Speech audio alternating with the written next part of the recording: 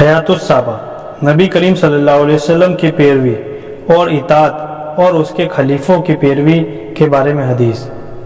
حضرت ابو ہریرہ رضی اللہ تعالیٰ عنہ حضور صلی اللہ علیہ وسلم کا ارشاد نقل کرتے ہیں کہ جس نے میری اطاعت کی اس نے اللہ کی اطاعت کی، جس نے میری نافرمانی کی اس نے اللہ کی نافرمانی کی، اور جس نے میرے امیر کی اطاعت کی اس نے میری اطاعت کی، اور جس نے میری امیر کی نافرمانی کی اس نے میری نافرمانی کی۔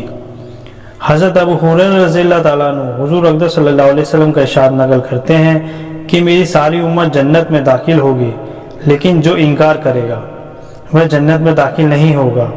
عرض کیا گیا کون انکار کرے گا؟ آپ نے فرمایا جس نے میری اطاعت کی وہ جنت میں داخل ہوگا، جس نے میری نافرمانی کی اس نے انکار کیا۔ حضرت جابر رضی اللہ تعالیٰ عنہ ارشاد فرماتے ہیں کہ کچھ فرشتے نبی کریم صلی اللہ علیہ وسلم کے پاس آئے اور آپ سو رہے تھے۔ ان فرشتوں نے آپس میں کہا کہ تمہارے ساتھی کے لیے ایک مثال ہے، اس مثال کو بیان کرو۔ کچھ فرشتوں نے کہا یہ سو رہے ہیں، کچھ فرشتوں نے کہا ان کی آنکھیں سوتی ہیں اور دل جاگتا رہتا ہے۔ تو فرشتوں نے کہا ان کی مثال اس آدمی جیسی ہے جس نے ایک گھر بنایا اور اس گھر میں کھانے کی ایک دعوت کا انتظام کیا، ایک بلانے والے کو بھیجا، تو جس نے اس بلانے والے کی بات مانی وہ گھر میں داخل ہوا اور اس دعوت میں سے کھایا، اور جس نے اس بلانے والے کی بات نہیں مانی نہ وہ گھر میں داخل ہوا نہ اس دعوت میں سے کچھ کھایا۔ پھر فرشتوں نے کہا اس مثال کا مطلب ان کے سامنے بیان کرو تاکہ یہ سمجھ جائیں۔ اس پر فرشتوں نے کہا کہ یہ تو سو رہے ہیں، کچھ نے کہا کہ ان کی آنکھیں سوتی ہیں، دل جاگتا ہے۔ تب فرشتوں نے یہ مطلب بیان کیا کہ وہ جنت گھر ہے اور بلانے والے محمد صلی اللہ علیہ وسلم ہے، اس لیے جس نے محمد صلی اللہ علیہ وسلم کی اطاعت کی اس نے اللہ کی اطاعت کی، اور جس نے محمد صلی اللہ علیہ وسلم کی نافرمانی کی اس نے اللہ کی نافرمانی کی۔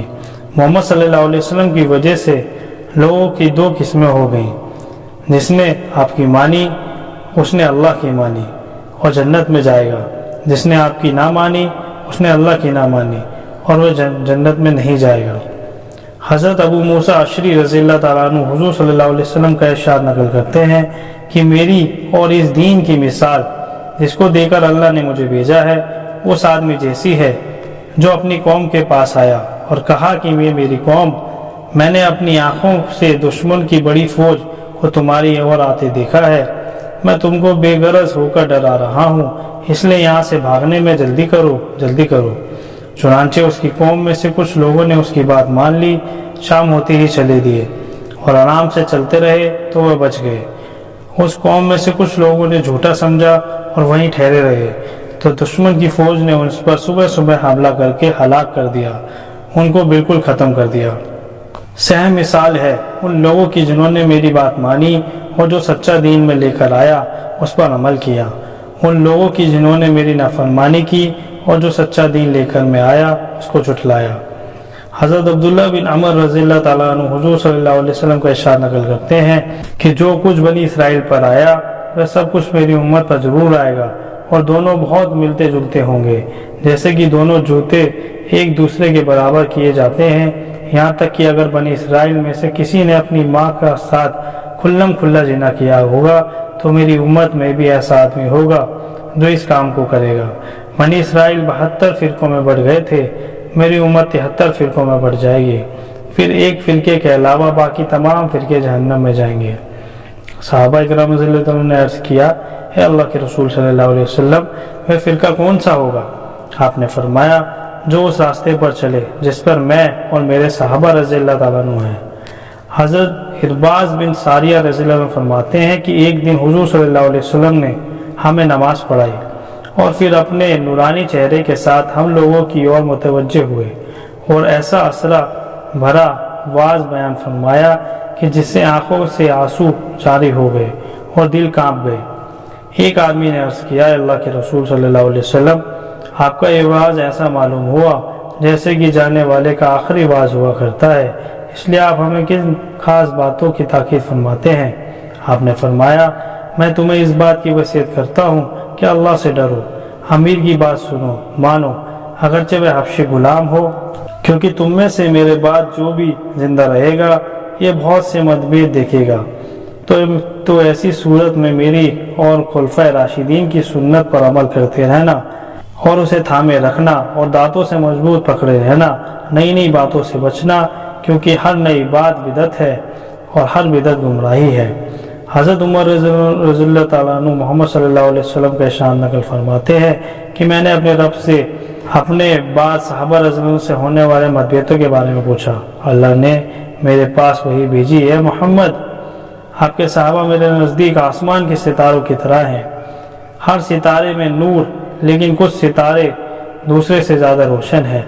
جب صحابہ کی کسی اور کی رائے کے بارے میں الگ الگ ہو جائے تو جو آدمی ان میں سے کسی ایک کی رائے پر عمل کر لے گا وہ میرے نزدیک ہدایت پر ہے۔ اور آپ نے فرمایا میرے صحابہ ستاروں کی طرح ہے، جس کی بھی پیروی کرو گے ہدایت پا جاؤ گے۔ حضرت حذیفہ رضی اللہ تعالیٰ عنہ رسول اللہ صلی اللہ علیہ وسلم کا ارشاد نقل فرماتے ہیں کہ مجھے معلوم نہیں ہے کہ میں تم میں کتنی مدت تک رہوں گا۔ حضرت ابوبکر رضی اللہ تعالیٰ عنہ حضرت عمر اور کی اور اشارہ کرتے ہوئے فرمایا میرے بعد ان دونوں کی پیروی کرنا اور عمار کی سیرت اپناؤ، اور ابن مسعود تمہیں جو بھی بتائے اسے سچا مانو۔ حضرت بلال بن حارث مزنی رضی اللہ عنہ حضور صلی اللہ علیہ وسلم کا ارشاد نقل فرماتے ہیں کہ اس نے میرے بعد میری کسی مٹی ہوئی سنت کو زندہ کیا تو جتنے لوگ اس پر عمل کریں گے ان سب کے برابر اسے بدلہ ملے گا، اور اس سے ان لوگوں کے بدلے میں کوئی بھی کمی نہیں آئے گی۔ جس نے گمراہی کا کوئی ایسا طریقہ ایجاد کیا جس سے اللہ اور اللہ کے رسول کبھی راضی نہیں ہو سکتے، تو جتنے لوگ اس طریقے پر عمل کریں گے ان سب کے برابر اسے گناہ ہوگا، اور اس سے ان لوگوں کے گناہ میں کوئی کمی نہیں ہوگی۔ حضرت عمر بن عوف رضی اللہ تعالیٰ عنہ حضور صلی اللہ علیہ وسلم کا ارشاد نقل فرماتے ہیں کہ دین حجاز کی اور ایسے سمٹ جائے گا جیسا کہ سانپ اپنے بل کی اور سمٹ جاتا ہے، اور دین حجاز میں ایسی جگہ اس طرح ضرور بنا لے گا جس طرح پہاڑی بکری شیر کے ڈر کی وجہ سے پہاڑی کی چوٹی پر اپنی جگہ بناتی ہے۔ دین شروع میں اجنبی تھا، بہت جلد پھر پہلے کی طرح اجنبی ہو جائے گا، اس لیے ان لوگوں کے لیے خوشخبری ہے جن کو دین کی وجہ سے اجنبی سمجھا جائے۔ وہ لوگ ہیں جو میرے بعد میری جس سنت کو لوگ بگاڑ دیں یہ وہ سنت کو ٹھیک کر دیتے ہیں۔ حضرت انس رضی اللہ عنہ فرماتے ہیں کہ حضور صلی اللہ علیہ وسلم نے مجھے ارشاد فرمایا، اے میرے بیٹے، اگر تم ہر وقت اپنے دل کی یہ کیفیت بنا سکتے ہو کہ اس میں کسی کے بارے میں تنک بھی کھوٹ نہ ہو تو ضرور ایسا کرو۔ پھر آپ نے فرمایا، اے میرے بیٹے، یہ میری سنت میں سے ہے، جس نے میری سنت سے محبت کی اس نے مجھ سے محبت کی، اور جس نے مجھ سے محبت کی وہ میرے ساتھ جنت میں ہوگا۔ حضرت ابن عباس رضی اللہ تعالیٰ عنہ حضور صلی اللہ علیہ وسلم کا ارشاد نقل کرتے ہیں کہ میری امت کے بگڑنے کے وقت جس نے میری سنت کو مضبوطی سے تھاما رکھا اسے 100 شہیدوں کا ثواب ملے گا۔ یہ روایت بہقی کی ہے کہ تربانی میں یہ روایت حضرت ابو ہریرہ رضی اللہ عنہ سے روایت ہے کہ اس میں یہ ہے کہ اسے 1 شہید کا ثواب ملے گا۔ حضرت ابو ہریرہ رضی اللہ عنہ حضور صلی اللہ علیہ وسلم کا ارشاد نقل فرماتے ہیں کہ میری امت کے بگڑنے کے وقت میری سنت کو مضبوطی سے تھامنے والے کو 1 شہید کا اجر ملے گا۔ حضرت ابو ہریرہ رضی اللہ عنہ حضور صلی اللہ علیہ وسلم کا ارشاد نقل فرماتے ہیں کہ میری امت کے اختلاف کے وقت میری سنت کو مضبوطی کے ساتھ تھامنے والے میں چنگاری لینے والے کی طرح ہوگا۔ حضرت انس رضی اللہ تعالیٰ عنہ حضور صلی اللہ علیہ وسلم کا ارشاد نقل فرماتے ہیں کہ جو میری سنت سے منہ موڑے اس کا مجھ سے کوئی تعلق نہیں۔ یہ روایت مسلم کی ہے، اور ابن عساکر میں یہ روایت حضرت ابن عمر رضی اللہ تعالیٰ عنہ سے روایت کی گئی ہے، اور اس کے شروع میں یہ شبد بھی ہیں کہ جس نے میری سنت پر عمل کیا اس کا مجھ سے تعلق ہے۔ حضرت عائشہ رضی اللہ تعالیٰ عنہ حضور صلی اللہ علیہ وسلم کا ارشاد نقل فرماتے ہیں کہ جس نے میری سنت کو مضبوطی سے تھاما وہ جنت میں داخل ہوگا۔ حضرت انس رضی اللہ تعالیٰ عنہ حضور صلی اللہ علیہ وسلم سے روایت کرتے ہیں کہ جس نے میری سنت کو زندہ کیا اس نے مجھ سے محبت کی، اور اس نے محبت کی اور میرے ساتھ جنت میں ہوگا۔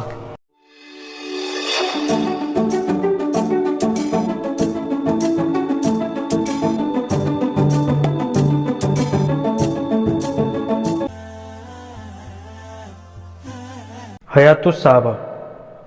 ٹاپک: نبی کریم صلی اللہ علیہ وسلم اور صحابہ اکرام رضی اللہ تعالیٰ عنہ کے بارے میں قرآنی آیتیں۔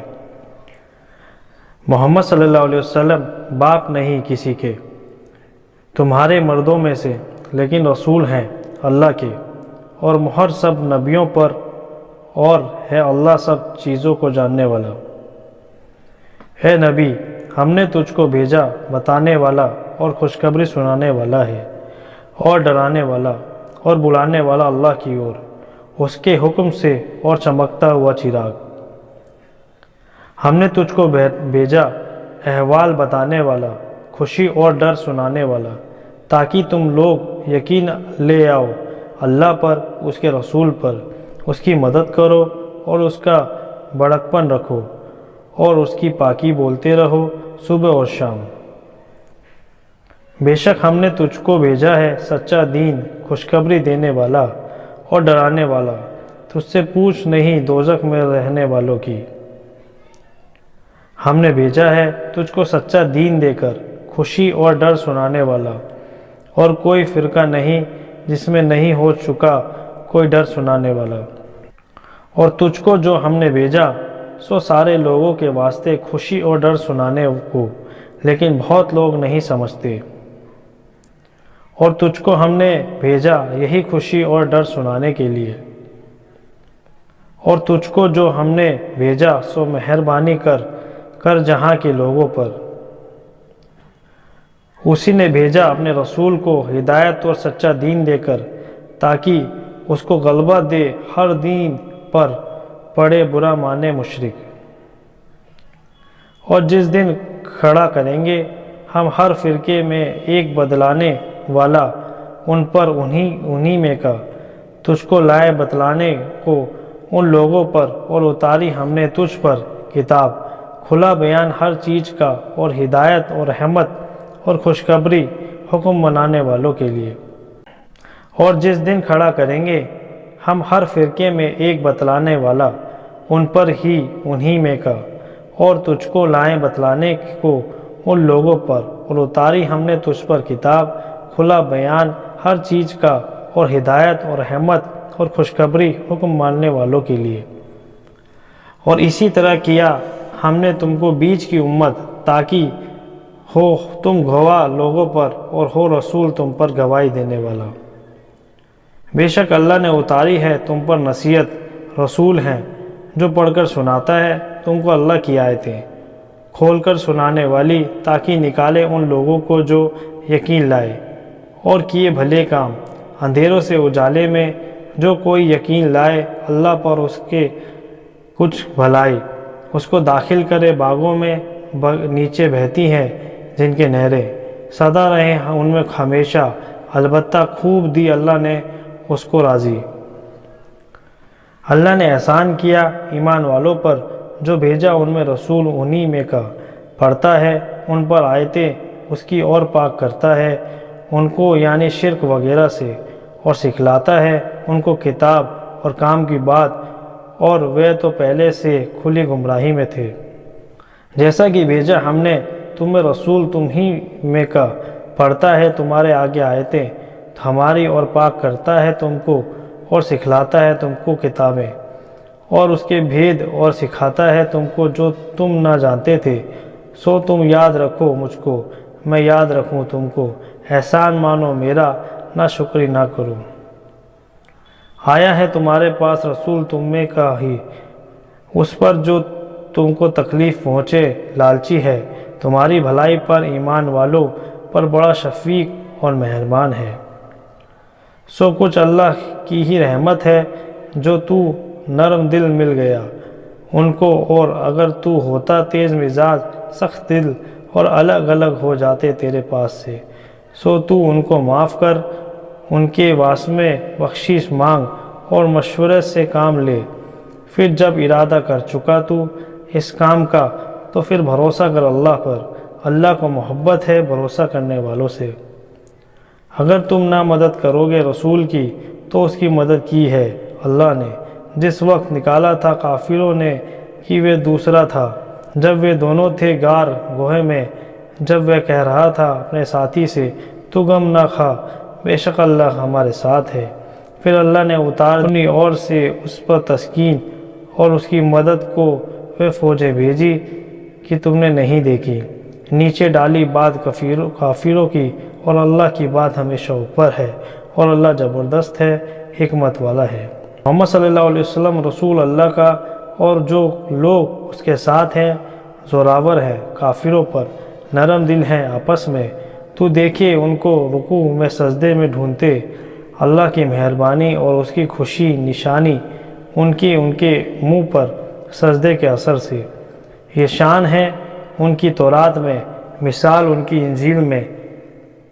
جیسا کھیتی نے نکالا اپنا پٹا، پھر اس کی کمر مضبوط کی، پھر موٹا ہوا، پھر کھڑا ہو گیا اپنی نال پر، خوش لگتا ہے کھیتی والوں کو تاکہ جلائے ان سے جی کافروں کا۔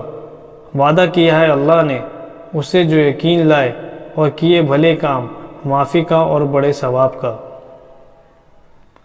وہ لوگ جو پیروی کرتے ہیں اس رسول کی جو نبی امی ہے، کہ جس کو پتہ ہے لکھا ہوا اپنے پاس تورات میں انجیل میں، وہ حکم کرتا ہے ان کے نیک کام کا، منع کرتا ہے برے کام سے، حلال کرتا ہے ان کے لیے سب پاک چیزیں، حرام کرتا ہے ان پر ناپاک چیزیں، اتارتا ہے ان پر سے ان کے بوجھ اور وہ قیدیں جو ان پر تھیں۔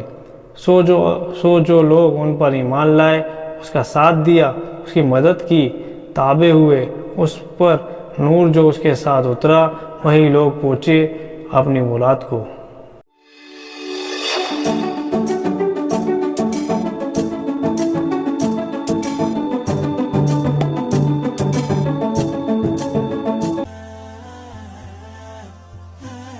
حیات الصحابہ ٹاپک: اللہ کا نبی کریم صلی اللہ علیہ وسلم کے صحابہ رضی اللہ تعالیٰ عنہ کے بارے میں فرمان۔ اللہ مہربان ہوا نبی پر اور مہاجروں اور انصار پر، جو ساتھ رہے نبی کے مشکل کی گھڑی میں، بعد اس کے کہ قریب تھا دل پھر جائے کچھوں کے ایمان ان میں سے، پھر مہربان ہوئے ان پر، بے شک وہ ان پر مہربان ہے، رحم کرنے والا۔ ان 3 آدمیوں پر جن کے پیچھے رکھا تھا، یہاں تک کہ زمین تنگ ہو گئی ان پر باوجود کشادہ ہونے کے، اور تنگ ہو گئی ان پر ان کی جانیں، سمجھ گئے کہ کہیں پناہ نہیں اللہ سے مگر اسی کی طرف، پھر مہربان ہوا ان پر تاکہ وہ پھر آئیں، بے شک اللہ ہی ہے مہربان رحم والا۔ تحقیق اللہ خوش ہوا ایمان والوں سے جب بیعت کرنے لگے تجھ سے اس پیڑ کے نیچے، پھر معلوم کیا جو ان کے جی میں تھا، پھر اتارا ان پر اطمینان اور انعام دیا، ان کو ایک فتح نزدیک اور بہت غنیمتیں جن کو وہ لیں گے، اور ہے اللہ زبردست حکمت والا۔ اور جو لوگ پرانے ہیں سب سے پہلے ہجرت کرنے والے اور مدد کرنے والے، اور جو ان کی پیروی کرنے والے ہوئے نیکی کے ساتھ، اللہ راضی ہوا ان سے اور وہ راضی ہوئے اس سے، اور تیار کر رکھے ہیں واسطے ان کے باغ کی بہتی ہیں نیچے ان کے نہریں، رہا کرے انہی میں ہمیشہ، یہی ہے بڑی سفلتا۔ واسطے ان مفلسوں وطن چھوڑنے والوں کے جو نکالے ہوئے آئے ہیں، اپنے گھروں سے اپنے مالوں سے ڈھونڈتے آئے ہیں۔ اللہ کی مہربانی ہے اور اس کی رضامندی اور مدد کرنے کو اللہ کی اور اس کے رسول کی۔ وہ لوگ وہی ہیں جو سچے اور جو لوگ جگہ پکڑ رکھے ہیں اس گھر میں اور ایمان میں۔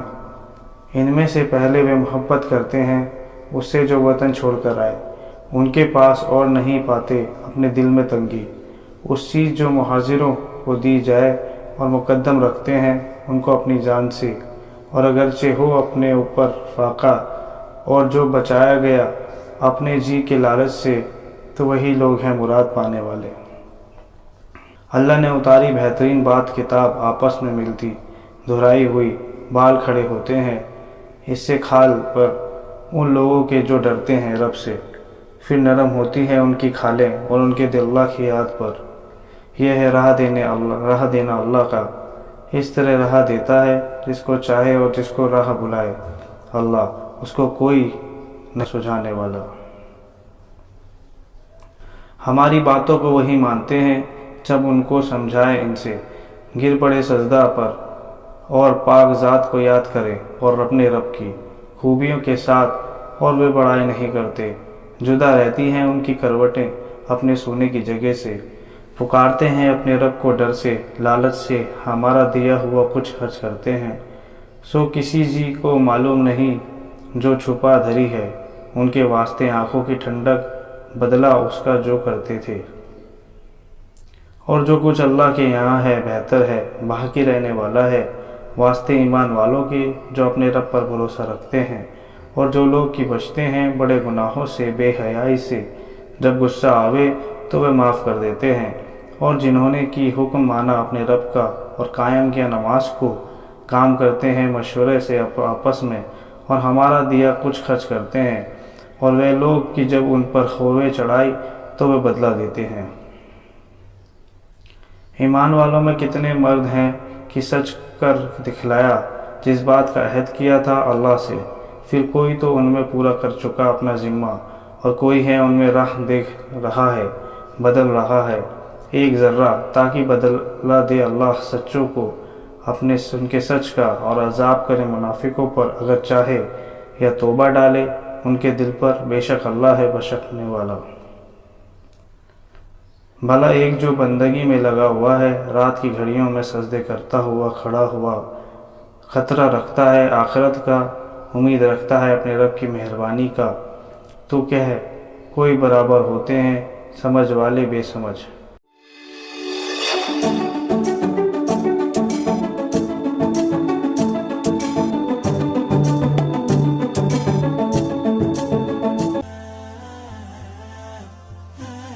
حیات الصحابہ۔ ٹاپک: قرآن مجید سے پہلے کتابوں میں حضور صلی اللہ علیہ وسلم اور صحابہ اکرام رضی اللہ تعالیٰ عنہ کا تذکرہ۔ عطا بن یسار کہتے ہیں، میں حضرت عبداللہ بن عمر بن عاص رضی اللہ تعالیٰ عنہ سے ملا تو میں نے ان سے کہا کہ مجھے حضور صلی اللہ علیہ وسلم کی خوبیاں بتائیں جو تورات میں آئی ہیں۔ انہوں نے فرمایا، بہت اچھا، خدا کی قسم تورات میں بھی آپ کی وہی خوبیاں بیان ہوئی ہیں جو قرآن مجید میں ہیں۔ چنانچہ تورات میں ہے، اے نبی، ہم نے آپ کو گواہ اور خوشخبری سنانے والا، ڈرانے والا، امیوں کی حفاظت کرنے والا بنا کر بھیجا ہے۔ آپ میرے بندے اور میرے رسول ہیں۔ میں نے آپ کا نام متوکل رکھا ہے۔ نہ آپ سخت بات کرتے ہیں، نہ سخت دل، نہ سخت بازاروں میں شور مچانے والے ہیں، اور نہ آپ برائی کا بدلہ برائی سے دیتے ہیں، بلکہ آپ معاف کرنے والے، درگزر کرنے والے، اور اللہ آپ کو اس وقت دنیا سے اٹھائے گا جبکہ لوگ لا الہ الا اللہ کہہ کر ٹیڑھے دین کو سیدھا کر لیں گے۔ ان کے ذریعے سے اللہ اندھی آنکھوں کو، بہرے کانوں کو، پردہ پڑے ہوئے دلوں کو کھول دیں گے۔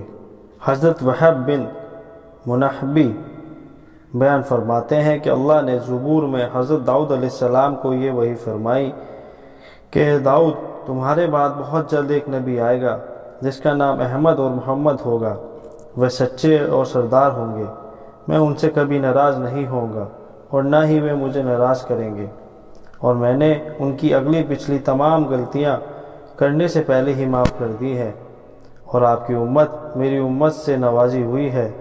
میں نے ان کو وہ نفل دیے ہیں جو نبیوں کو عطا کیے تھے، ان پر وہ چیزیں فرض کی ہیں جو نبیوں اور رسولوں پر فرض کی، یہاں تک کہ وہ قیامت کے دن میرے پاس اس حال میں آئیں گے کہ ان کا نور نبیوں کے نور جیسا ہوگا۔ اللہ نے یہاں تک فرمایا کہ اے داؤد، میں نے محمد صلی اللہ علیہ وسلم کو اور آپ کی امت کو تمام امتوں پر فضیلت دی ہے۔ حضرت عبداللہ بن عمر رضی اللہ تعالیٰ عنہ نے حضرت کعب رضی اللہ تعالیٰ عنہ سے فرمایا کہ مجھے محمد صلی اللہ علیہ وسلم اور آپ کی امت کی خوبیاں بتائیں۔ انہوں نے فرمایا کہ میں اللہ کی کتاب تورات میں ان کی یہ خوبیاں پاتا ہوں کہ احمد صلی اللہ علیہ وسلم اور ان کی امت اللہ کی خوب تعریف کرنے والے ہیں، اچھے برے حال میں الحمدللہ کہیں گے، چڑھائی پر چڑھتے ہوئے اللہ اکبر کہیں گے، ڈھال پر اترتے ہوئے سبحان اللہ کہیں گے، ان کی اذان آسمانی فضا میں گونجے گی، وہ نماز میں ایسی دھیمی آواز سے اپنے رب سے ہم کلام ہوں گے جیسے چٹان پر شہد کی مکھی کی بنبناہٹ ہوتی ہے، اور فرشتوں کی صفوں کی طرح ان کی نماز میں صفیں ہوں گی، نماز کی صفوں کی طرح ان کی جنگ کی میدان میں صفیں ہوں گی، وہ جب اللہ کے راستے میں جہاد کے لیے چلیں گے تو مضبوط نیزے لے کر فرشتے ان کے آگے اور پیچھے ہوں گے، اور وہ اللہ کے راستے میں صف بنا کر کھڑے ہوں گے تو اللہ ان پر ایسا سایہ کیے ہوگا۔ حضور صلی اللہ علیہ وسلم نے اپنے ہاتھ سے اشارہ کر کے بتلایا، جیسے کہ گدھ اپنے گھونسلے پر سایہ کرتے ہوئے، اور لڑائی کے میدان میں یہ لوگ کبھی پیچھے نہیں ہٹیں گے۔ حضرت کعب رضی اللہ عنہ سے جیسی ایک اور روایت نقل کی گئی ہے جس کا مضمون یہ ہے کہ ان کی امت اللہ کی خوب تعریف کرنے والی ہوگی، ہر حال میں الحمدللہ کہیں گے، اور ہر چڑھائی پر چڑھتے ہوئے اللہ اکبر کہیں گے، اپنی نمازوں کے وقت کے لیے سورج کا خیال کریں گے، پانچوں نمازیں اپنے وقت پر پڑھیں گے، اگرچہ کوڑے کرکٹ والی جگہ پر ہو، کمر کے میان پر لونگی باندھیں گے اور وضو میں اپنے انگوں کو دھوئیں گے۔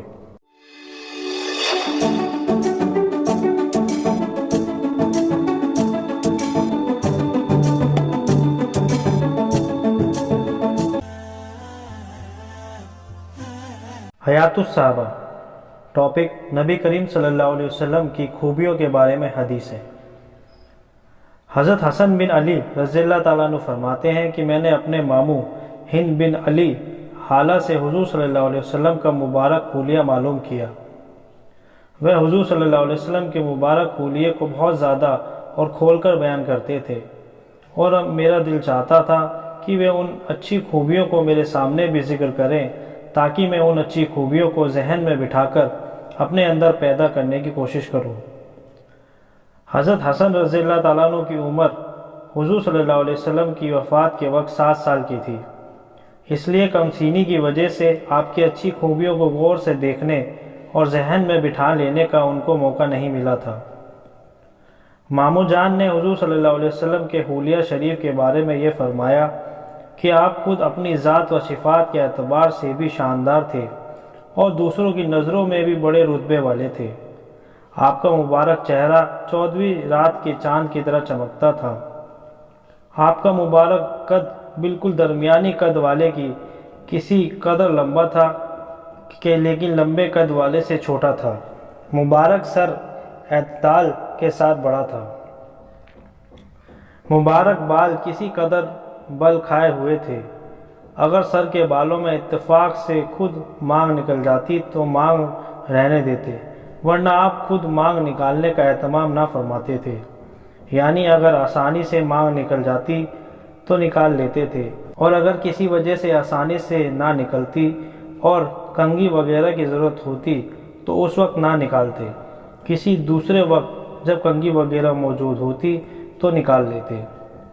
جس زمانے میں آپ کے مبارک بال زیادہ ہوتے تھے تو کان کی لو سے بڑھ جاتے تھے۔ آپ کا رنگ بہت چمکدار تھا اور ماتھا چوڑا۔ آپ کی بھویں خمدار، باریک اور گھنی تھیں۔ دونوں بھویں الگ الگ تھیں، ایک دوسرے سے ملی ہوئی نہیں تھیں۔ ان دونوں کے بیچ میں ایک نس تھی جو غصے کے وقت ابھر جاتی تھی۔ آپ کی ناک تھوڑی اٹھی ہوئی تھی، اس پر ایک چمک اور نور تھا۔ شروع میں دیکھنے والا آپ کو بڑی ناک والا سمجھتا، لیکن دھیان دینے سے معلوم ہوتا کہ حسن و چمک کی وجہ سے اونچی معلوم ہوتی ہے، ورنہ سچ تو یہ کہ زیادہ اونچی نہیں ہے۔ آپ کی مبارک داڑھی بھرپور اور گھنی تھی۔ آپ کی پتلی کافی کالی تھی۔ مبارک گال ہموار اور ہلکے تھے، گوشت لٹکے ہوئے نہیں تھے۔ آپ کا دہن اعتدال کے ساتھ پھیلا ہوا تھا، یعنی تنگ منہ نہ تھا۔ آپ کے دانت باریک اور چمکدار تھے، اور ان میں سے سامنے کے دانتوں میں ہلکی ہلکی دراریں بھی تھیں۔ سینے سے ناف تک بالوں کی ایک پتلی سی لکیر تھی۔ آپ کی مبارک گردن ایسی سندر اور پتلی تھی جیسے کہ مورتی کی گردن صاف گڑی ہوئی ہوتی ہے۔ رنگ میں چاندی جیسی صاف اور سندر تھی۔ آپ کے سب انگ بڑے اعتدال پر گوشت سے بھرے ہوئے تھے اور بدن گھٹا ہوا تھا۔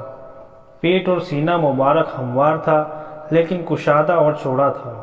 آپ کے دونوں مونٹھوں کے بیچ کچھ زیادہ فاصلہ تھا۔ جوڑوں کی ہڈیاں طاقتور اور مضبوط تھیں، جو طاقت کی دلیل ہوتی ہیں۔ آپ کے جسم کا وہ حصہ بھی جو کپڑوں سے باہر تھا روشن اور چمکدار تھا۔ کہا یہ کہ وہ حصہ جو کپڑوں میں ڈھکا رہتا ہے سینہ اور ناف کے درمیان ایک لکیر کی طرح سے بالوں کی باریک دھاری تھی۔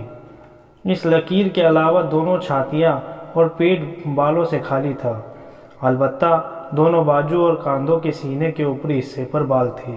آپ کی کلائیاں لمبی تھیں، ہتھیلیاں چوڑی، آپ کی ہڈیاں اعتدال پر اور سیدھی تھیں، ہتھیلیاں اور دونوں قدم نرم اور گوشت سے بھرے ہوئے تھے، ہاتھ پاؤں کی انگلیاں ایک تناسب کے ساتھ لمبی تھیں، آپ کے تلوے کچھ گہرے تھے، قدم ہموار تھے کہ پانی ان کے صاف ستھرے اور چکنے ہونے کی وجہ سے ان پر ٹھہرتا نہیں تھا، ترنت ڈھل جاتا تھا۔ جب آپ چلتے تو طاقت سے قدم اٹھاتے اور آگے کو جھک کر تشریف لے جاتے، قدم زمین پر دھیرے سے پڑتا، زور سے نہیں پڑتا تھا۔ آپ تیز رفتار تھے، ذرا بڑے قدم رکھتے، چھوٹے چھوٹے قدم نہیں رکھتے تھے۔ جب آپ چلتے تو ایسا لگتا گویا ڈھلان میں اتر رہے ہیں۔ جب کسی کی اور توجہ فرماتے تو پورے بدن سے پھر کر توجہ فرماتے۔ آپ کی نظر نیچی رہتی تھی، آپ کی نظر آسمان کے مقابلے میں زمین کی طرف زیادہ رہتی تھی۔ آپ کی عادت عام طور سے آنکھ کے کونے سے دیکھنے کی تھی، زیادہ شرم و حیا کی وجہ سے پوری آنکھ بھر کر نہیں دیکھتے تھے۔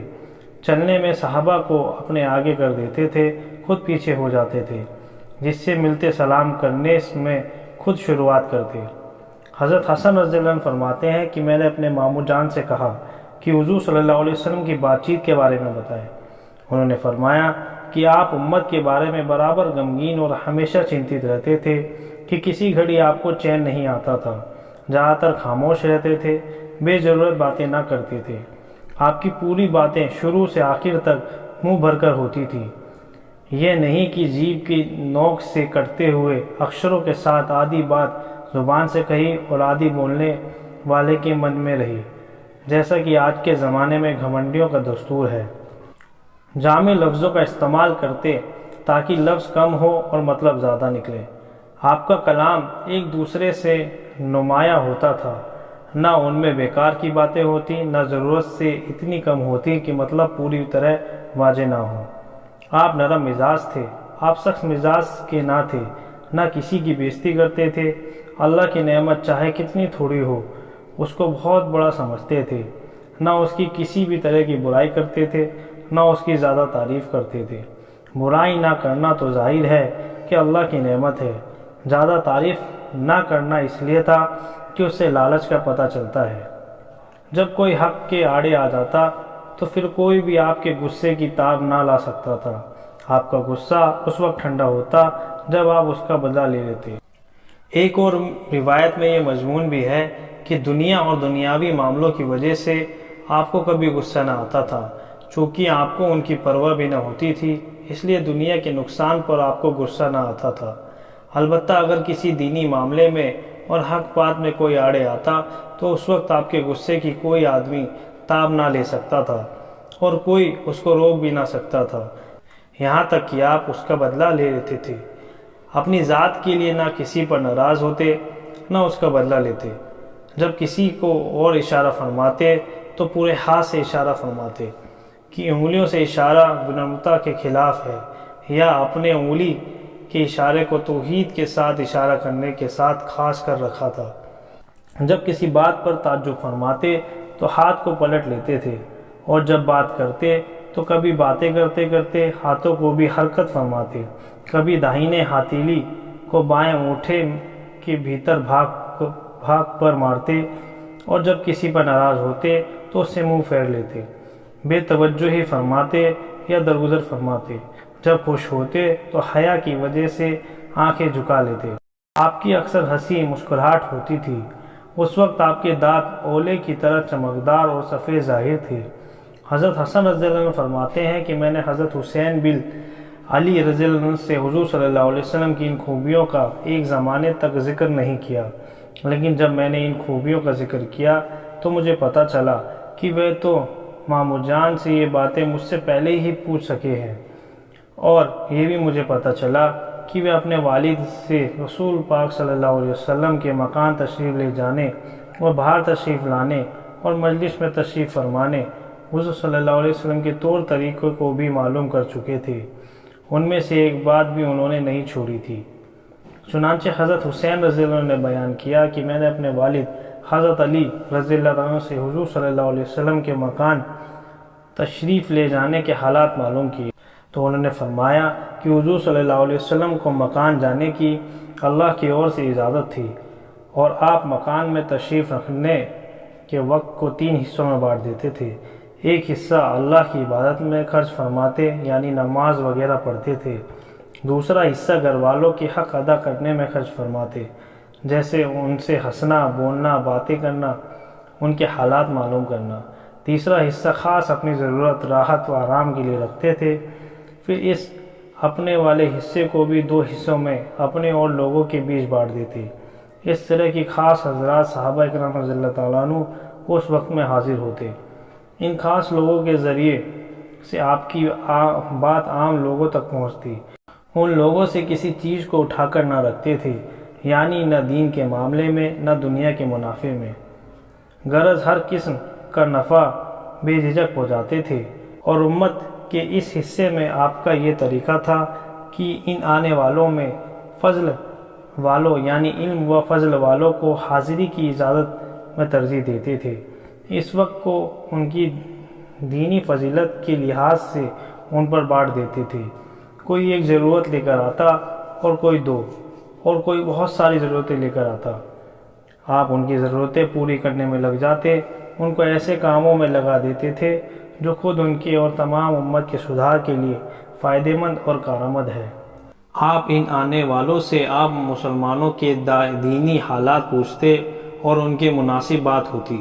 آپ ان کو بتا دیتے اور ان کے یہ فرما دیتے کہ جو لوگ یہاں موجود ہیں وہ ان فائدہ مند اور ضرورتی باتوں کو غائب لوگوں تک پہنچا دے، اور یہ بھی ارشاد فرماتے کہ جو لوگ کسی عذر، پردہ، دوری یا شرم یا روب کی وجہ سے مجھ سے اپنی ضرورت نہیں ظاہر کر سکتے، تم لوگ ان کی ضرورتیں مجھ تک پہنچا دیا کرو، اس لیے کہ جو آدمی بادشاہ تک کسی ایسے آدمی کی ضرورت پہنچائے جو خود نہیں پہنچا سکتا، تو اللہ قیامت کے دن اس آدمی کے قدم کو جمائے رکھیں گے۔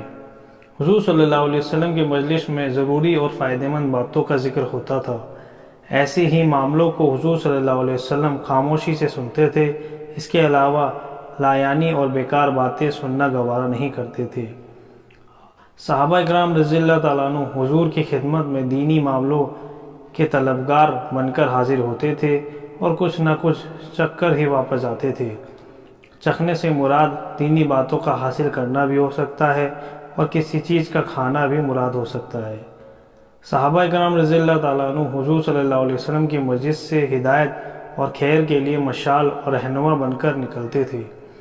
حضرت حسین رضی اللہ عنہ فرماتے ہیں کہ میں نے اپنے والد سے حضور صلی اللہ علیہ وسلم کے باہر تشریف لانے کے بارے میں معلوم کیا کہ آپ باہر تشریف لا کر کیا کرتے تھے، تو انہوں نے فرمایا حضور صلی اللہ علیہ وسلم ضروری باتوں کے علاوہ اپنی زبان کو استعمال نہیں فرماتے تھے، آنے والوں کا دل رکھتے، ان کو اپنے سے قریب کرتے، انہیں دور نہ کرتے، یعنی تنبیہ وغیرہ میں ایسا طریقہ اختیار نہ فرماتے جس سے ان کو ظاہری میں وحشت ہونے لگے، یا ایسی باتیں نہ کرتے جن کی وجہ سے دین سے نفرت ہونے لگے۔ ہر قوم کے بڑے لوگوں کی عزت فرماتے، اس کے خود اپنی اور سے بھی اسی قوم پر متولی سردار مقرر فرما دیتے۔ لوگوں کو عذاب الہی سے ڈراتے یا نقصان دہ باتوں سے بچنے کی تاکید فرماتے، یا لوگوں کو دوسرے سے احتیاط کرنے کی تاکید فرماتے، اور خود اپنی بھی لوگوں کو تکلیف پہنچانے یا نقصان پہنچانے سے حفاظت فرماتے، لیکن باوجود خود احتیاط کرنے اور احتیاط کی تاکید کے کسی سے اپنا اچھا اخلاق نہیں ہٹاتے، اور صحابہ کی خبر گیری فرماتے۔ لوگوں کے حالات، آپس کے معاملوں کی جانچ پڑتال کر کے ان کو سدھارتے، اچھی بات کی تعریف فرما کر اس کو طاقت پہنچاتے، بری بات کی برائی بتا کر اسے دور کرنے کی کوشش کرتے اور روک دیتے۔ حضور صلی اللہ علیہ وسلم ہر معاملے میں بیچ کا راستہ اپناتے، بات پکی اور صحیح فرماتے، نہ اس طرح کی کبھی کچھ اور کچھ بھی۔ لوگوں کو سدھارنے میں غفلت نہ فرماتے کہ کہیں وہ دین سے غافل ہو جائیں یا ہٹ جائیں۔ ہر کام کے لیے آپ کے یہاں ایک خاص انتظام تھا۔ حق بات میں نہ کبھی کوتاہی فرماتے، نہ حد سے آگے بڑھتے تھے۔ آپ کی سیوا میں آنے والے انسانوں کے بہترین لوگ رہتے تھے۔ آپ کے نزدیک افضل وہی ہوتا تھا جو ہر ایک کا بھلا چاہنے والا ہو۔ آپ کے نزدیک بڑے رتبے والا وہی ہوتا تھا جو انسانوں کے دکھ میں کام آئے اور ان کی مدد میں زیادہ حصہ لے۔ حضرت حسین رضی اللہ عنہ فرماتے ہیں کہ میں نے اپنے والد سے حضور صلی اللہ علیہ وسلم کی مجلس کے حالات معلوم کیے۔ انہوں نے فرمایا آپ کا اٹھنا بیٹھنا سب اللہ کے ذکر کے ساتھ ہوتا تھا اور آپ اپنے لیے کوئی جگہ خاص نہیں کرتے تھے، دوسروں کو بھی جگہ خاص کرنے سے منع فرماتے۔ جب کسی جگہ آپ تشریف لے جاتے تو جہاں جگہ ملتی وہیں تشریف رکھتے اور اسی کا لوگوں کو حکم فرماتے کہ جہاں جگہ خالی مل جائے وہیں بیٹھ جایا کرو۔ آپ مجلس میں حاضر لوگوں میں سے ہر ایک کا حق ادا فرماتے، یعنی خوش دلی کے ساتھ بات چیت میں جتنا اس کا حق ہوتا اس کو پورا فرماتے۔ آپ کے پاس کا ہر بیٹھنے والا یہ سمجھتا کہ حضور صلی اللہ علیہ وسلم میرا سب سے زیادہ اکرام فرما رہے ہیں۔ جو آپ کے پاس کسی کام سے بیٹھتا یا آپ کے ساتھ کھڑا ہوتا تو آپ اس کے ساتھ رہتے یہاں تک کہ وہ خود بھی چلا جائے۔ جو آپ سے کوئی چیز مانگتا تو آپ اس کو وہ چیز دیتے تھے، اگر نہ ہوتی تو نرمی سے جواب فرماتے۔ آپ کا اچھا اخلاق تمام لوگوں کے لیے عام تھا۔ آپ تمام لوگوں سے شفقت میں باپ جیسا معاملہ فرماتے اور حق بات میں تمام لوگ آپ کے نزدیک آپ کے برابر تھے۔ آپ کی مجلس میں حلم، سہنشیلتا و حیا، صبر و امانت پائی جاتی تھی۔ یہی خوبیاں اس مجلس سے سیکھی بھی جا سکتی تھی۔ آپ کی مجلس میں شور نہ ہنگامہ ہوتا تھا، نہ کسی کی بے عزتی اور بے آبرو کی جاتی تھی۔ آپ کی مجلس میں ایک تو کوئی غلط کام کرتا نہیں تھا، سب ساودھان ہو کر بیٹھتے اور اگر کسی سے کوئی غلطی ہو جاتی تو اس کا آگے ذکر نہیں ہوتا تھا۔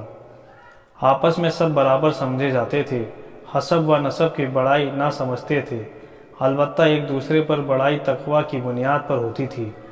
ہر آدمی دوسرے کے ساتھ نرمی کے ساتھ پیش آتا تھا، سبھی بڑوں کا آدر کرتے تھے اور چھوٹوں سے محبت کرتے تھے، ضرورت مند کو ترجیح دیتے تھے اور اجنبی مسافر آدمی کی دیکھ بھال کرتے تھے۔ حضرت حسین رضی اللہ عنہ فرماتے ہیں کہ میں نے اپنے والد سے حضور صلی اللہ علیہ وسلم کا اپنی مجلس والوں کا ویوہار پوچھا تو انہوں نے فرمایا آپ ہمیشہ ہنستے مسکراتے پیش آتے تھے، یعنی چمکتے چہرے پر مسکراہٹ ہوتی اور چہرہ کھلا رہتا۔ آپ بڑے نرم مزاج تھے، یعنی کسی بات میں لوگوں کو آپ کا ساتھ لینے کی ضرورت ہوتی تھی تو آسانی کے ساتھ اس کا ساتھ دے دیا کرتے تھے۔ آپ نہ کڑوی بات بولتے تھے نہ آپ کا دل کڑا تھا، اور آپ چلا کر بولتے تھے نہ گندی بات کرتے تھے، نہ برے لفظوں کا استعمال کرتے تھے، نہ عیب نکالتے، نہ زیادہ مذاق کرتے۔ آپ ناپسند باتوں سے غفلت کر برت جاتے، گویا کہ سنی ہی نہیں۔ دوسرے کی کوئی امید اگر آپ کو پسند نہ آتی تو اس کو مایوسی بھی نہ کرتے، نہ اس کو محروم فرماتے، بلکہ کچھ نہ کچھ دے دیتے یا دل رکھنے کی بات فرما دیتے۔ آپ نے اپنے آپ کو 3 باتوں سے بالکل الگ رکھا تھا: جھگڑے سے، زیادہ بات کرنے سے اور بیکار اور بے مطلب کی باتوں سے، اور 3 باتوں سے لوگوں کو بچا رکھا تھا۔ نہ کسی کی نندا کرتے تھے، نہ کسی کو شرم دلاتے اور نہ کسی کے عیب نکالتے۔ آپ صرف وہی بات کرتے تھے جو اجر و ثواب کی وجہ سے بنے۔ جب آپ باتیں کرتے تو مجلس میں حاضر لوگ اس طرح گردن جھکا کر بیٹھتے جیسے ان کے سروں پر پرندے بیٹھے ہوں، کہ ذرا بھی حرکت ان میں نہ ہوتی کہ پرندہ ذرا سی حرکت سے اڑ جاتا ہے۔ جب آپ چپ ہو جاتے تب وہ لوگ کلام کرتے، یعنی حضور صلی اللہ علیہ وسلم کی باتوں کے درمیان میں کوئی آدمی نہ بولتا تھا۔ جو کچھ کہنا ہوتا حضور صلی اللہ علیہ وسلم کے چپ ہونے کے بعد کیا کہتا۔ آپ کے سامنے کسی بات پر جھگڑتے نہیں تھے، جس بات سے سب ہنستے آپ بھی اسی بات پر مسکراتے، جس سے سب لوگ تعجب کرتے تو آپ تعجب میں شریک رہتے۔ یہ نہیں کہ سب الگ چھپ بیٹھے ہیں، بلکہ مجلس میں موجود لوگوں سے کے شریک حال رہتے۔ انجانے مسافر آدمی کی کڑی باتوں پر اور بدتمیزی کے سوال پر صبر فرماتے۔ چونکہ انجانے مسافر لوگ ہر قسم کے سوال کر لیا کرتے تھے، اس وجہ سے کچھ صحابہ ایسے اجنبی مسافروں کو آپ کی مجلس میں لے جاتے تھے تاکہ ان کے ہر قسم کے سوالوں سے خود بھی فائدہ اٹھائے، اور ایسی باتیں جن کو ادب کی وجہ سے یہ لوگ نہیں پوچھ سکتے تھے وہ بھی معلوم ہو جائے۔ آپ یہ بھی تاکید فرماتے کہ جب تم کسی ضرورت مند کو دیکھو تو اس کی مدد کیا کرو۔ اگر آپ کی کوئی تعریف کرتا تو آپ اس کو گوارا نہ فرماتے، البتہ اگر آپ کے کسی احسان کے بدلے میں شکریہ کے طور پر کوئی آپ کی تعریف کرتا تو آپ چپ رہتے کہ احسان کا شکر اس پر ضروری تھا، اس لیے مانو وہ اپنی ذمہ داری ادا کر رہا ہے۔ کسی کی بات کاٹتے نہ تھے، البتہ اگر کوئی حد سے آگے بڑھنے لگ جاتا تو اس کو روک دیتے تھے یا مجلس سے کھڑے ہو جاتے تاکہ وہ خود رک جائے۔ حضرت حسین رضی اللہ عنہ فرماتے ہیں کہ میں نے اپنے والد حضور صلی اللہ علیہ وسلم کی خاموشی کی کیفیت کے بارے میں پوچھا۔ انہوں نے فرمایا آپ 4 موقعوں پر خاموشی اپناتے تھے: برداشت کرنا، بیدار مغز ہونا، اندازہ لگانا، سوچ وچار کرنا۔ آپ 2 باتوں کا اندازہ لگایا کرتے تھے کہ کس طرح تمام لوگوں کے ساتھ دیکھنے میں، بات سننے میں برابری کا معاملہ ہو۔ آپ باقی رہنے والی آخرت اور فنا ہونے والی دنیا کے بارے میں سوچ وچار کرتے تھے۔ اللہ نے آپ کو حلم، سہنشیلتا اور صبر دونوں خوبیاں دی تھی، چنانچہ آپ کو کسی چیز کی وجہ سے اتنا غصہ نہیں آتا تھا کہ آپ اسے باہر ہو جائے۔ اللہ نے آپ کو 4 چیزوں کے بارے میں بیدار مغزی عطائی فرمائی تھی: 1 بھلی بات کو اپنانا، 2 ان باتوں کا اہتمام کرنا جن سے امت کا دنیا و آخرت میں فائدہ ہو۔ اس روایت میں 4 چیزوں میں سے صرف 2 کا ذکر ہے، اور کنز العمال کی روایت کے آخر میں یہ مضمون بھی ہے۔ اللہ نے آپ کو 4 چیزوں کے بارے میں بیدار مغزی عطا فرمائی: 1 نیک باتوں کو اپنانا تاکہ ان نیک باتوں میں لوگ آپ کی پیروی کریں، 2 بری بات کو چھوڑنا تاکہ لوگ بھی اس سے رک جائیں، 3 اپنی امت کی بھلائی چاہنے والے کاموں کے بارے میں خوب وچار کرنا، 4 امت کے لیے ان باتوں کا اہتمام کرنا جس سے ان کی دنیا اور آخرت کا فائدہ ہو۔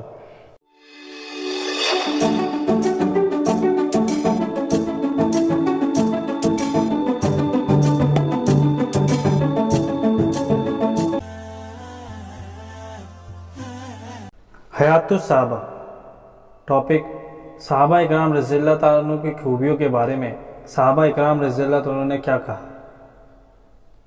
اللہ کے ارشاد: تم بہترین امت ہو جو بھیجی گئی دنیا میں کی تفسیر کے بارے میں حضرت سدی حضرت عمر رضی اللہ عنہ کا ارشاد نقل کرتے ہیں کہ اگر اللہ چاہتے تو انتم فرماتے، جس کا عنوان تم ہے، پھر تو ہم سب مراد ہوتے، چاہے ہم معروف کا حکم دینے اور منکر سے روکنے کا کام کریں یا نہ کریں، لیکن اللہ نے کنتم فرمایا، جو محمد صلی اللہ علیہ وسلم کے صحابہ اکرام رضی اللہ عنہ کے بارے میں خاص ہے۔ اس کا عنوان تھے تم ہے، وہ خیر امت ہے، جو ان لوگوں جیسا کام کرے گا وہ خیر امت بنے گا۔ حضرت قتادہ رضی اللہ عنہ فرماتے ہیں کہ حضرت عمر رضی اللہ عنہ نے کنتم خیر امتی اخرجت للناس آیت تلاوت فرمائی، پھر فرمایا کہ جو آدمی اس خیر امت میں سے ہونا چاہتا ہے وہ اس شرط کو پورا کرے جو اللہ نے اس آیت میں خیر امت ہونے کے لیے ذکر فرمائی ہے، اور وہ شرط معروف کا حکم دینا اور منکر سے روکنا ہے۔ حضرت ابن مسعود رضی اللہ عنہ فرماتے ہیں کہ اللہ نے تمام بندوں کے دلوں پر پہلی بار نگاہ ڈالی تو ان میں محمد صلی اللہ علیہ وسلم کو پسند فرمایا، انہیں اپنا رسول بنا کر بھیجا، ان کو اپنا خاص علم عطا فرمایا، پھر دوبارہ لوگوں کے دلوں پر نگاہ ڈالی اور آپ کے لیے صحابہ اکرام رضی اللہ عنہ کو چنا، ان کو اپنے دل کا مددگار اور اپنے نبی صلی اللہ علیہ وسلم کی ذمہ داری کا اٹھانے والا بنایا۔ اس لیے جس چیز کو مومن یعنی صحابہ اکرام رضی اللہ عنہ اچھا سمجھیں گے وہ چیز اللہ کے یہاں بھی اچھی ہوگی، اور چیز کو برا سمجھیں گے وہ چیز اللہ کے یہاں بھی بری ہوگی۔ حضرت عبداللہ بن عمر رضی اللہ عنہ فرماتے ہیں کہ جو آدمی کسی کے طریقے کو اپنا چاہے تو اسے چاہیے کہ وہ ان لوگوں کا طریقہ اپنائے جو دنیا سے جا چکے ہیں، اور یہ لوگ نبی کریم صلی اللہ علیہ وسلم کے صحابہ ہیں جو کہ اس امت میں سب سے بہترین اور سب سے زیادہ نیک دل اور سب سے زیادہ گہرے علم والے اور سب سے کم تعلق برتنے والے تھے۔ یہ لوگ ایسے ہیں جن کو اللہ نے اپنے نبی کریم صلی اللہ علیہ وسلم کی صحبت کے لیے اپنے دین کو دنیا میں پھیلانے کے لیے چن لیا ہے، اس لیے ان جیسے اخلاق اور ان جیسی زندگی گزارنے کے طریقے اپناؤ۔ رب کعبہ اللہ کی قسم، نبی کریم صلی اللہ علیہ وسلم کے یہ تمام صحابہ सीधी हिदायत पर थे। हज़रत इब्न मसूद रज़ी अल्लाह तआला अन्हु अपने ज़माने के लोगों को खिताब करते हुए फरमाते हैं, तुम मोहम्मद सल्लल्लाहु अलैहि वसल्लम के सहाबा के साथ ज़्यादा रोज़े रखते हो और ज़्यादा नमाज़ें पढ़ते हो और ज़्यादा मेहनत करते हो, हालांकि वे तुमसे बेहतर हैं। लोगों ने कहा, हे अबू अब्दुर्रहमान, ये इब्न मसूद रज़ी अल्लाह तआला अन्हु की कुन्नियत है, वे हमसे क्यों बेहतर हैं? तो उन्होंने फरमाया, इसलिए कि वे तुमसे ज़्यादा दुनिया से बेरग़बत, आखिरत में तुमसे ज़्यादा मुश्किलात है। हज़रत अबू वाइल कहते हैं कि हज़रत अब्दुल्ला बिन मसूद रज़ी अल्लाह तआला अन्हु ने सुना कि एक आदमी यूँ कह रहा था कि कहाँ हैं वे लोग जो दुनिया से बेरग़बत और आखिरत के मुश्ताक हैं? तो हज़रत अब्दुल्ला ने फरमाया कि वे तो जाबिया वाले लोग हैं। जाबिया शाम के देश की एक बस्ती का नाम है, जो कि हज़रत उमर रज़ी अल्लाह के ज़माने में इस्लामी फ़ौजों का मरकज़ था, जिनका कैसर रूम से मुकाबला हुआ था, जिनमें से 500 मुसलमानों ने यह अहद किया था, कत्ल हो जाएंगे मगर वापस नहीं जाएंगे। इसलिए उन लोगों ने उस ज़माने के रिवाज के मुताबिक जान देने के लिए सर मुंडवा दिए, दुश्मन में घुस गए और एक के अलावा बाकी सब शहीद हो गए। उसी ने आकर उन शहीदों की खबर दी। हज़रत इब्न उमर रज़ी अल्लाह अन्हु ने इस एक आदमी से सुना कि वह कह रहा था कि कहाँ हैं वे लोग जो दुनिया से बेरग़बत हैं, आखिरत के मुश्ताक हैं?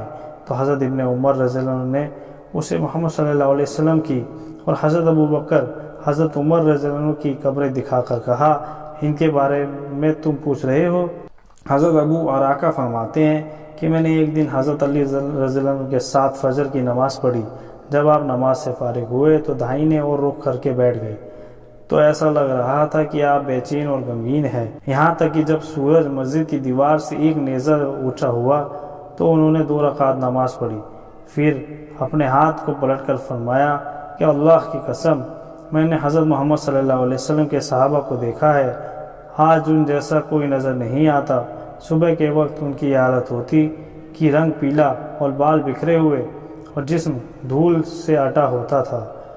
उनके माथे पर सजदा का इतना बड़ा निशान नुमाया होता था जितना बड़ा निशान बकरी के घुटने पर होता है। सारी रात अल्लाह की सामने सजदा करते हुए, खड़े हुए, कुरान की तिलावत करते हुए गुजार देते थे। सजदा और क़याम ही में राहत हासिल करते थे। जब सुबह हो जाती तो अल्लाह का जिक्र करते तो ऐसे झूमते कि तेज़ हवा के दिन या ठंडी हवा के चलते वक्त पेड़ झूमता है, और इस तरह रोते कि कपड़े गीले हो जाते। खुदा की कसम, उनके रोने से यूँ नज़र आता था कि मानो उन्होंने रात गफलत में गुजार दी हो। हज़रत अली रज़ी अल्लाह अन्हु खड़े हो गए और इसके बाद कभी धीरे हंसते हुए भी नज़र न आए, यहाँ तक कि अल्लाह के दुश्मन इब्न मुजलिम फासिक ने आपको शहीद कर दिया। हज़रत ज़िरार बिन जमरा की नानी हज़रत मुआविया रज़ी अल्लाह अन्हु की खिदमत में गए तो हज़रत मुआविया रज़ी अल्लाह अन्हु ने उनसे फरमाया, मेरे सामने हज़रत अली रज़ी अल्लाह अन्हु की खूबियाँ बयान कीजिए। तो हज़रत ज़िरार ने कहा, हे अमीरुल मोमिनीन, आप मुझे माफ़ रखें। इस पर हज़रत मुआविया ने फरमाया, मैं माफ़ नहीं करूँगा, ज़रूर बयान करना होगा। तो हज़रत ज़िरार ने कहा कि अगर उनकी खूबियों को बयान करना ज़रूरी है तो सुनिए कि हज़रत अली रज़ी अल्लाह तआला अन्हु ऊँचे मकसद वाले, ये बड़ी इज़्ज़त वाले और बड़े ताकतवर थे। फ़ैसला सुनाने वाली बात कहते, अदल व इंसाफ वाला फ़ैसला करते थे। आपके हर पहलू से इल्म फूटा पड़ता था, यानी आपके कौल व फ़ैल और एक एक हरकत से इल्मी फ़ायदा होता था और हर और से होशियारी ज़ाहिर होती थी। दुनिया और दुनिया की रौनक से उनको वहशत थी। रात और रात के अंधेरे से उनका दिल बहुत लगता था, यानी इबादत में अल्लाह की कसम, वह बहुत ज़्यादा रोने वाले, बहुत ज़्यादा फ़िक्रमंद रहने वाले थे। अपनी हथेलियों को उलट पुलटते, अपने नफ्स को खिताब फरमाते, सादा और थोड़ा कपड़ा पहनते, मोटा छोटा खाना पसंद था। अल्लाह की कसम, वह हमारे साथ एक आम आदमी की तरह रहते। जब हम उनके पास जाते तो हमें अपने करीब बिठा लेते और जब हम उनसे पूछते तो जवाब ज़रूर देते। अगरचे वे हमसे घुल मिलकर रहते थे, लेकिन इसके बावजूद उनके रोब की वजह से हम उनसे बात नहीं कर सकते थे। जब आप मुस्कुराते तो आपके दांत पिरोए हुए मोतियों की तरह नज़र आते। दीनदारों की कदर करते, मिस्कीनों से मोहब्बत रखते, کوئی طاقتور اپنے غلط دعوے میں کامیابی کی اپنے امید نہ رکھ سکتا اور کوئی کمزور آپ کے انصاف سے نا امید نہ ہوتا۔ میں اللہ کو گواہ بنا کر کہتا ہوں کہ میں نے ان کو ایک بار ایسے وقت میں کھڑے ہوئے دیکھا تھا کہ جب رات کا اندھیرا چھا چکا تھا، ستارے ڈوب چکے تھے، آپ اپنی محراب سے اپنی داڑھی پکڑے ہوئے جھکے ہوئے تھے، اس آدمی کی طرح تلملا رہے تھے جسے کسی بچھو نے کاٹ لیا ہو، اور غمگین آدمی کی طرح رو رہے تھے۔ ان کی آواز گویا اب بھی میرے کانوں میں گونج رہی ہے کہ بار بار یا ربنا فرماتے، اللہ کے سامنے گڑ گڑاتے ہوئے دنیا کو مخاطب ہو کر فرماتے، اے دنیا، تو مجھے دھوکہ دینا چاہتی ہے، میری اور جھانک رہی ہے، مجھ سے دور ہو جا، کسی اور کو جا کر دھوکہ دے۔ میں نے تجھے 3 طلاق دی کیونکہ تیری عمر بہت تھوڑی ہے اور تیری مجلس بہت گھٹیا ہے، تیری وجہ سے آدمی آسانی سے خطرے میں پڑ جاتا ہے، یا تیرا درجہ بہت معمولی ہے، ہائے ہائے کیا کروں، راستے کا سامان تھوڑا ہے اور سفر لمبا اور راستہ خطرناک ہے۔ یہ سن کر حضرت معاویہ کے آنسو آنکھوں سے بہنے لگے، ان کو روک نہ سکے اور اپنی آستین سے ان کو پوچھنے لگے، اور لوگ ہچکیاں لے کر اتنے رونے لگے کہ گلے روند گئے۔ اس پر حضرت معاویہ رضی اللہ عنہ نے کہا، بے شک ابو حسن یعنی حضرت علی رضی اللہ عنہ ایسے ہی تھے، اللہ ان پر رحمت نازل فرمائے۔ اے زرار، تمہیں ان کی وفات کا رنج کیسا ہے؟ حضرت زرار نے کہا، اس عورت جیسا غم ہے جس کا ایک لوتا بیٹا اس کی گود میں ذبح کر دیا جائے، نہ اس کو آنسو تھمتے ہیں نہ اس کا غم کم ہوتا ہے۔ پھر حضرت زرار اٹھے اور چلے گئے۔ حضرت قتادہ کہتے ہیں کہ حضرت ابن عمر رضی اللہ عنہ سے پوچھا گیا، کیا نبی کریم صلی اللہ علیہ وسلم کے صحابہ کرام ہنستے تھے؟ انہوں نے فرمایا کہ ہاں، مگر اس حال میں کہ ایمان ان کے دلوں میں پہاڑوں سے بھی بڑا تھا۔ حضرت عمر رضی اللہ عنہ نے کہا، ایک بار یمن کے سفر کے کچھ ساتھیوں کو دیکھا جن کے کجاوے چمڑے کے تھے، تو ان کو دیکھ کر فرمایا، جو آدمی حضور صلی اللہ علیہ وسلم کے صحابہ جیسے لوگوں کو دیکھنا چاہتا ہے وہ ان کو دیکھ لے۔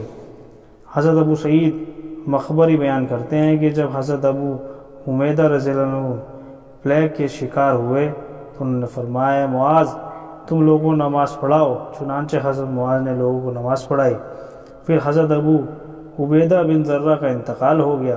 اس کے بعد حضرت معاذ نے کھڑے ہو کر لوگوں سے یہ بیان فرمایا، اے لوگوں، اپنے گناہوں سے پکی سچی توبہ کرو، کیونکہ اللہ کا جو بندہ بھی اپنے گناہوں سے توبہ کر کے اللہ کے سامنے حاضر ہوگا، اللہ ضرور اس کی مغفرت فرما دیں گی۔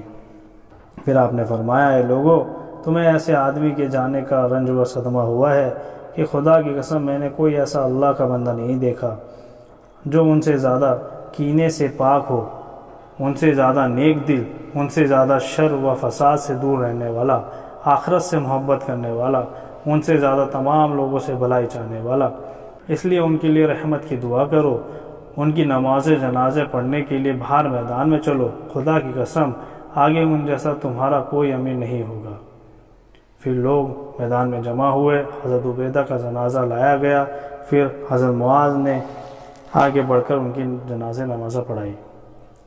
پھر جنازہ جب قبر تک پہنچایا تو ان کی قبر میں حضرت معاذ بن جبل، حضرت عمرو بن عاص، حضرت ضحاک بن قیس اترے اور ان کی لاش کو بغلی قبر میں اتارا، باہر آ کر ان کی قبر پہ مٹی ڈالی۔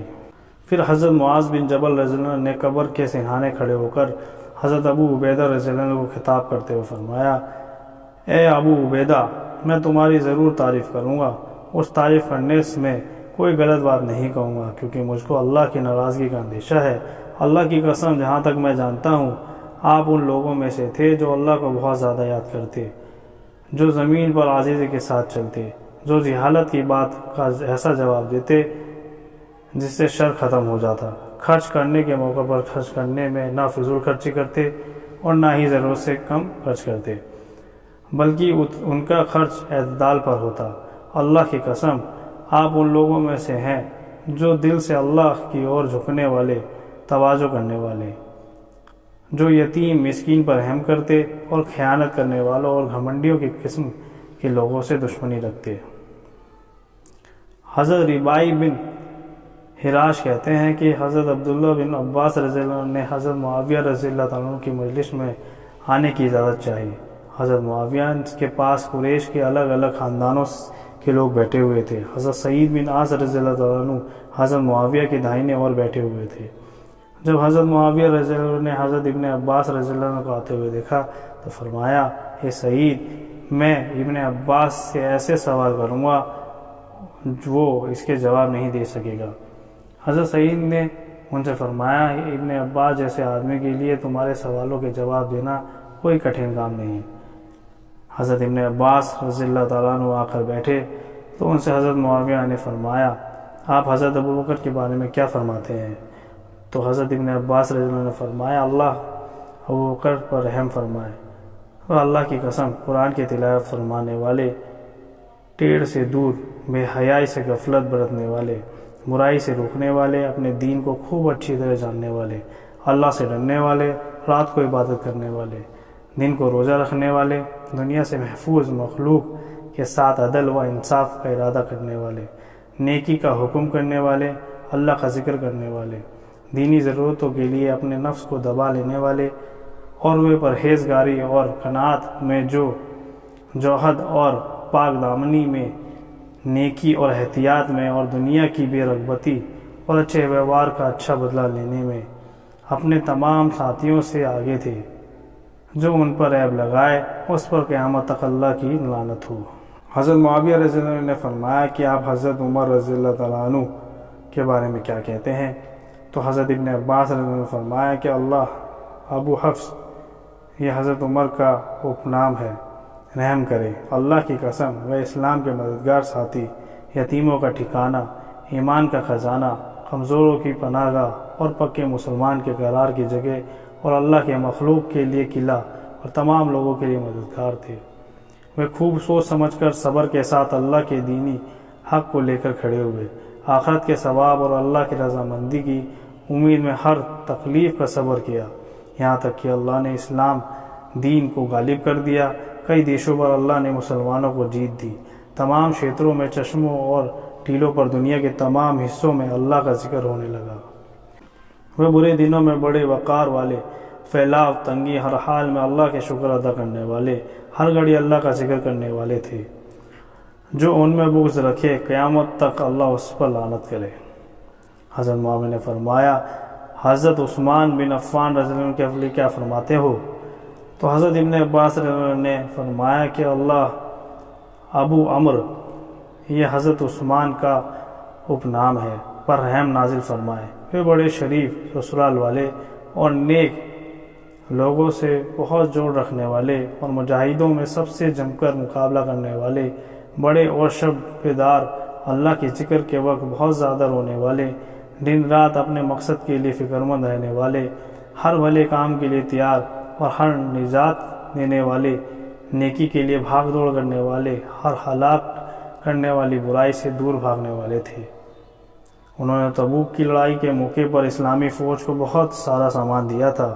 یہودی سے خرید کر بیر روما ایک کنواں مسلمانوں کے لیے وقف کر دیا تھا۔ حضرت محمد مصطفیٰ صلی اللہ علیہ وسلم کے داماد تھے، ان کی 2 لڑکیوں سے شادی کی تھی۔ جو ان کو برا بھلا کہے اللہ اس کو قیامت تک شرمندہ کرے۔ پھر حضرت معاویہ رضی اللہ عنہ نے فرمایا، آپ حضرت علی بن ابی طالب رضی اللہ عنہ کے بارے میں کیا فرماتے ہیں؟ تو حضرت ابن عباس رضی اللہ عنہ نے فرمایا کہ اللہ ابو الحسن، یہ حضرت علی رضی اللہ عنہ کا اپنام ہے، پر رحمت نازل فرمائے۔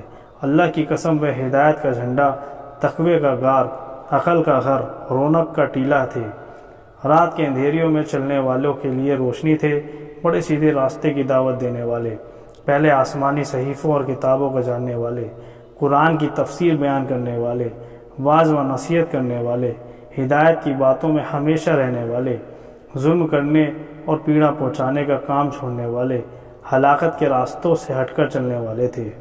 تمام مومنوں اور متقیوں میں سے بہترین، تمام کرتے اور چادر پہننے والے انسانوں کے سردار، اور حج و سعی کرنے والوں میں سے افضل، اور عدل برابری کرنے والوں میں سب سے بڑے جوان مرد تھے۔ انبیاء اور نبی مصطفیٰ صلی اللہ علیہ وسلم کے علاوہ تمام دنیا میں سب سے زیادہ اچھے خطیب تھے، جنہوں نے دونوں قبلوں بیت المقدس بیت اللہ کی اور نماز پڑھی ہے۔ کیا کوئی مسلمان ان کی برابری کر سکتا ہے، جبکہ وہ تمام عورتوں میں سے بہترین عورت کے خاوند تھے اور حضور صلی اللہ علیہ وسلم کے دو نواسوں کے والد تھے۔ میری آنکھوں نے نہ ان جیسا کبھی دیکھا، نہ آگے قیامت تک کبھی دیکھ سکیں گی۔ جو ان پر لعنت کرے، اللہ تعالیٰ اس کے بندوں کے قیامت تک لعنت ہو۔ پھر حضرت معاویہ نے فرمایا، حضرت طلحہ، حضرت زبیر رضی اللہ عنہ کے بارے میں کیا فرماتے ہیں؟ حضرت ابن عباس رضی اللہ عنہ نے فرمایا کہ اللہ ان دونوں پر رحمت نازل فرمائے۔ اللہ کی قسم وہ دونوں پاک باز، نیک، صاف ستھرے مسلمان، شہید اور عالم تھے۔ ان دونوں سے ایک لغزش ہوئی جسے اللہ انشاءاللہ اس وجہ سے ضرور معاف فرما دیں گے کہ ان دونوں لوگوں میں شروع سے دین کی مدد کی، شروع سے حضور صلی اللہ علیہ وسلم کی صحبت میں رہے، بہت نیک اور عمدہ کام کیے۔ حضرت معاویہ رضی اللہ عنہ نے فرمایا، آپ حضرت عباس رضی اللہ عنہ کے بارے میں کیا فرماتے ہیں؟ حضرت ابن عباس نے فرمایا کہ اللہ ابو فضل، یہ حضرت عباس کا اپنام ہے، پر رحم نازل فرمائے۔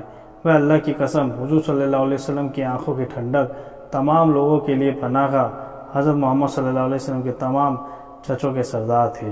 تمام معاملوں میں بڑی سوجھ بوجھ رکھتے تھے، ہمیشہ انجام پر نظر رہتی تھی، علم سے لدے فندے تھے۔ ان کی فضیلت کے تذکرے وقت دوسروں کی فضیلتوں کم معلوم ہوتی۔ ان کے خاندان کے فخر کرنے کے قابل کارناموں کے سامنے دوسرے خاندانوں کے کارنامے پیچھے رہ گئے، اور ایسا کیوں نہ ہوتا، جبکہ ان کی تربیت اس عبد المطلب نے کی، جو ہر نقل و حرکت کرنے والے انسانوں میں سب سے زیادہ بزرگ، قریش کے تمام پیدل اور سواروں سے زیادہ فخر کے قابل تھے۔ یہ ایک لمبی حدیث کا حصہ ہے۔